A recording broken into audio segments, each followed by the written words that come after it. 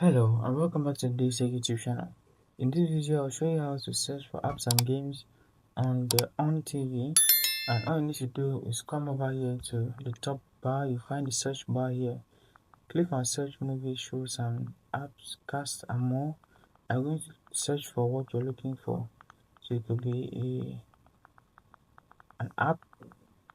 So I'm looking for Plex, and I'm just going to launch it with the search button. So after launching the search button, you find this page here where you can find apps.